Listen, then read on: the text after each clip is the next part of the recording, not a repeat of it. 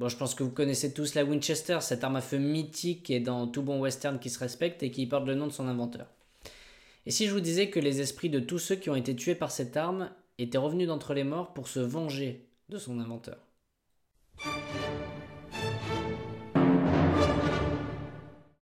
Oliver Winchester est l'inventeur de l'arme en question, et il a un fils qui s'appelle William, qui va se marier avec une certaine Sarah.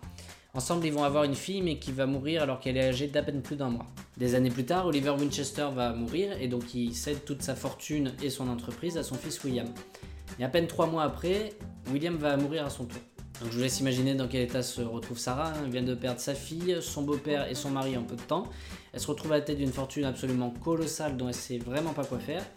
Et du coup, elle se pense maudite. Et puis un jour, elle décide de consulter un voyant qui va lui faire une révélation un petit peu particulière. Il lui explique que d'après lui, les esprits de ceux qui ont été tués par l'arme fabriquée par son beau-père sont en train de se venger et que donc elle est la prochaine sur la liste. Sarah y croit dur comme fer et puis du coup elle demande au voyant ce qu'elle est censée faire pour conjurer le mauvais sort. Et heureusement le voyant a une solution. Il lui explique qu'elle va devoir construire une maison pour tous ses esprits, mais une maison un petit peu particulière. Il faut que sa construction ne soit jamais terminée. Par contre, si elle arrête de construire cette maison, elle sera tuée par les esprits. Toujours d'après le voyant. Bon, vu comme ça, Sarah n'a pas vraiment le choix. Hein. Du coup, elle se lance dans la construction de cette maison qui aura lieu 7 jours sur 7 et 24 heures sur 24. Alors au début de la construction, toutes les nuits, elle s'enferme dans une pièce seule et elle se fait dicter les plans de la maison par les esprits. Le lendemain, dès le matin, elle donne les plans au maître d'œuvre qui fait très exactement ce qui lui est demandé. Ce qui donne des choses plutôt étonnantes.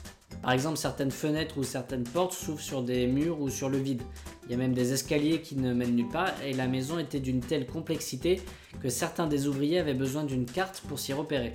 Et Sarah était aussi obsédée par le chiffre 13. Elle a fait installer 13 lustres, les vitres ont toutes 13 carreaux, elle a fait construire 13 salles de bain, et puis il y a plein d'autres petites références à ce chiffre dans toute la maison. La maison va se construire comme ça pendant 38 ans et elle aura nécessité l'équivalent aujourd'hui de 70 millions de dollars de travaux, jusqu'à la mort de Sarah qui meurt paisiblement dans son sommeil.